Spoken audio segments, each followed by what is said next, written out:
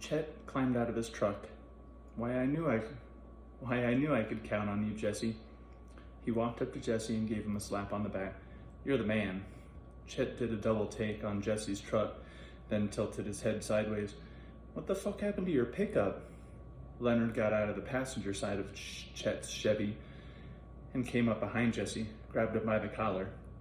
Hey, Jesse cried, get your goddamn hands off me. Cool it, Leonard said, and proceeded to pat Jesse down. He found the pistol in Jesse's jacket pocket and fished it out. What? You gonna take my gun? What the fuck? Just calm down, man. You can have your shitty shooter back once we're done. Leonard sat the pistol on the hood of Jesse's truck. Just want to be sure you don't do anything you're gonna regret. How's the hand? Chet asked, and smiled. Jesse glared at him, pressing his back up to the camper so he could keep an eye on both of them, as well as the trees behind them. You nervous about something, Jesse? Chet asked. Let's just get this over with. Well, damn, you don't sound very enthusiastic. I got better things to do than hang out with you two pricks. Chet glanced over at Leonard and raised his eyebrows. Jesse, I'm gonna ignore that on the count you're too stupid to know better. Jesse thought he caught movement in the bushes.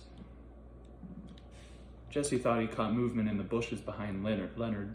Chet followed Jesse's eyes into the trees. Relax, Chet said. Nobody's out there. Besides, your good buddy Dillard's got us covered. Jesse sucked in a breath and fought to keep his nerves under control.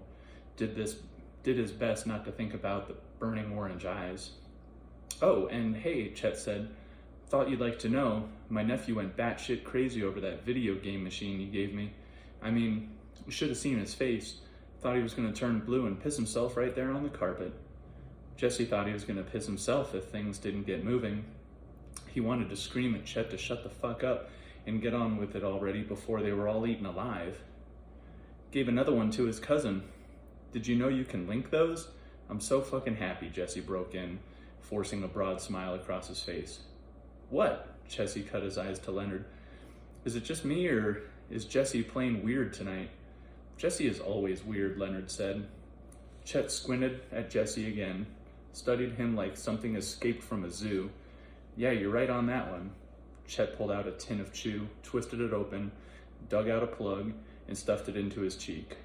Jesse felt like the man moved in slow motion. Okay, Sugar Britches, Chet continued. Here's the deal. Like I was telling you before, quick run up to Charleston, same place as usual. It'll be Josh meeting you this time. His brother got another DUI and is still in jail. His wife won't pay his bail neither. Chet snorted. I think she'd just as soon he stay in there, to tell you the truth. Anyhow, Jesse will be expecting you at 9. Do us all a favor and make sure you're on time. I don't want him bitching at me. I swear that man can carry on like an old woman sometimes, so I'll be on time. I'll be there on time, Jesse said, his eyes darting about in the shadows. Yeah, all right, Chet paused. You jacked up or something? No. Chet didn't look convinced. He nodded at Leonard, and Leonard unzipped his jacket, pulled out a large brown packet wrapped in duct tape. Josh will give you $6,000. Josh will have $6,000 waiting for you. $6,000, Jesse said, unable to hide his surprise. Chet eyed Jesse, spat a wad of tobacco juice out onto the snow. Yeah, $6,000. Don't you go getting any funny ideas. Just remember what the general said about your daughter. I mean it, Jesse. For her sake, you fly right. Jesse's jaw tightened. Chet jabbed a thumb towards Dillard's patrol car. You're to follow Dillard as far as Leewood. Martin said he's on duty tonight, so the interstate shouldn't be a problem. He knows the make of your truck, so if you happen to notice the state patrol tailing you, don't sweat it none. Chet slapped Jesse on the shoulder. See there, guitar man? We got you covered, and the general's bumping your bid up to 300, to show there's no hard feelings on that there hole in your hand. That's $300 for doing just about nothing. You can send him a thank you card if you want. Leonard stepped up to the passenger side of Jesse's truck and popped the door open. The Santa sack tumbled out onto the ground. Loud cawing exploded from somewhere up above. Leonard reached for the sack. "Hey, leave that alone," Jesse cried and leapt toward the sack. Leonard had a big buck knife out in a heartbeat, had it pointed right at Jesse's chest. Leonard wasn't the biggest of the Boggses, but he was fast, scary fast. Jesse stopped, put his hands up. "Just getting the sack out of the mud." "Oh, just getting the sack out of the mud. Why don't you just leave it be until I'm done," Leonard said. Jesse backed off. "Hell, Jesse," Chet said. "You need to calm the fuck down." Leonard shoved the packet under Jesse's seat. "What the fuck is wrong with them birds tonight?" Chet said to no one in particular. Leonard picked up the Santa sack and tossed it back into the cab without a second look. "Hey," Chet said. "Is that a Santa Claus bag?" "It is. What the hell, Jesse? You been playing Santa?" He walked over for a closer look. "Leave it be," Jesse said. "Oh, sure, relax, man," Chet said. "No one wants to steal your stupid Santa's bag." Chet took a closer look at Jesse's face and seemed to reconsider. He squinted at the sack. "What you got in there, anyway?" Chet patted the sack. "That's weird." He poked it, watched the way the sack slowly reinflated. "Leonard, did you see that?" Leonard grunted. Chet pulled the sack back out. The cawing grew louder. "Fucking birds have done lost their minds." "Let it alone," Jesse said, taking a step forward.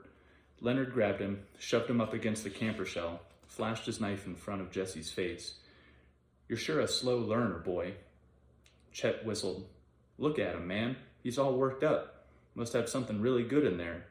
He loosened the gold cord and peered in. "Well?" Leonard said. Chet looked puzzled. "What?" Leonard asked. "That's really weird. It's like there's some sort of..." A shadow slid from the trees and sprang for Chet. It was one of them, one of the devil men. It snatched the sack out of Chet's hands and knocked him sprawling across the snow. Leonard reacted without a second's hesitation, launching himself at the creature, slashing out wildly with his buck knife, catching the creature across the back of his shoulder.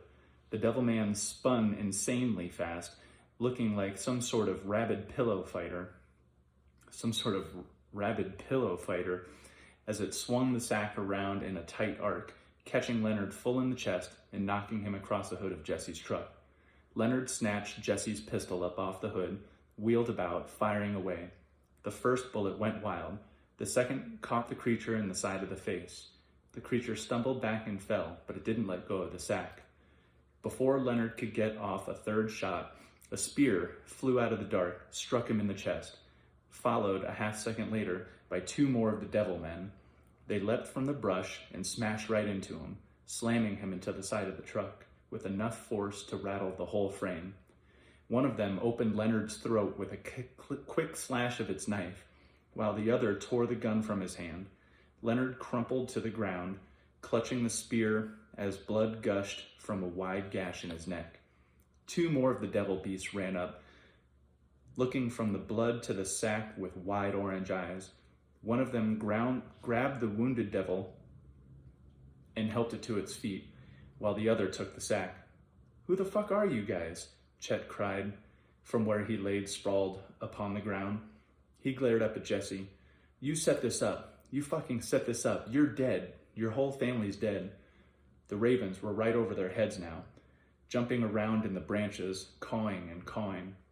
"Santa Claus, he is here," one of the devil men said, the tall one wearing the mangy hide. He pointed, and they all looked across the street to a sloping field.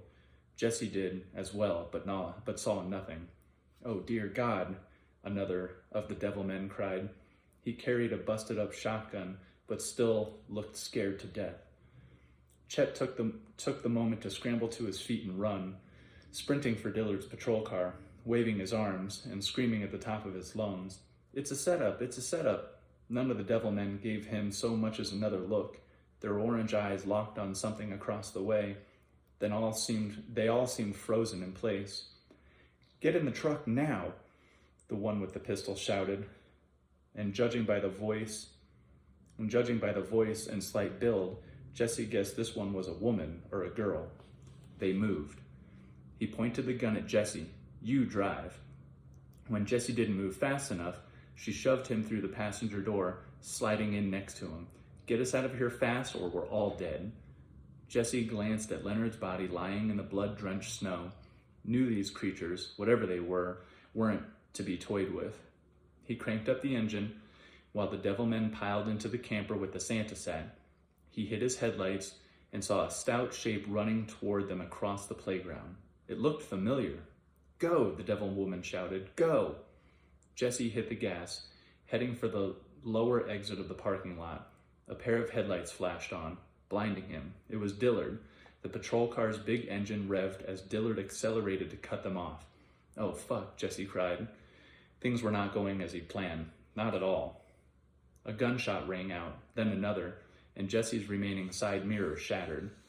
Jesse gunned it, tried to press the pedal all the way through the floorboard, but there was nothing for it. Dillard would win the race. Jesse caught sight of Dillard's mad grin, caught a muzzle flash, and a finger-sized hole punched through the door frame and exited out the front windshield, followed a millisecond later by the report.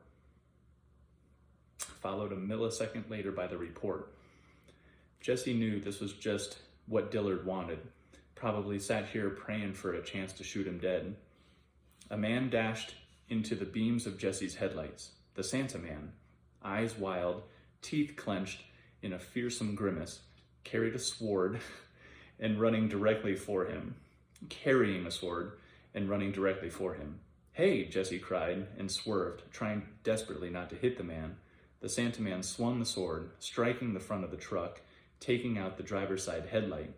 The blade raked down the side of the truck as they barreled past, sending up a shower of sparks. The Santa Man spun away and ended up directly in the path of Dillard's speeding cruiser. There came a tremendous wallop as the cruiser collided with the man, sending the vehicle veering away into a ditch and knocking the Santa Man tumbling across the parking lot. Jesse spun out onto the road, hit the brakes, looked back over his shoulder, hoping, praying that he'd see Dillard's brains splattered onto the windshield of his cruiser. It just seemed fair that if everything else had to go completely wrong, maybe this at least would go his way. Jesse had seen what a deer could do to the front end of a car, but the front of Dillard's cruiser was a step beyond that, more like what hitting a cow might do. He noticed the deployed airbag and his heart sank. Damn it. Is he dead? The devil woman asked. Is he? Jesse realized she was talking about the Santa Man, not Dillard. No, answered one of the devil men. Don't think so. Jesse scanned the parking lot, searching for a mangled body, was surprised to see the Santa Man climb right back to his feet, looking no worse for wear. The raven squawked and swooped overhead. The Santa Man turned, looking at something far up the road. They come, the tall devil man said. See them? Jesse saw two dark shapes galloping towards them. He had no idea what they could be. They looked like shaggy dogs. Wolves, maybe, only huge, nearly the size of bulls, less than 100 yards out and closing in fast. Go, the woman shouted. They all did. Go, go, go. Jesse got the message. Whatever these things were, he had no desire to meet them up close. He pressed the accelerator firmly on the floorboard and the truck took off. The V8 roared and pinged as the speedometer crept up 20, 30, 40. Come on, he shouted at the old F-150. Come on, baby, you can do it. Ooh. I felt like I had some sections through there where I was reading pretty well. Like when things got exciting, I feel like I was able to tune in, maybe. I still got tripped up, but a little improvement, I guess.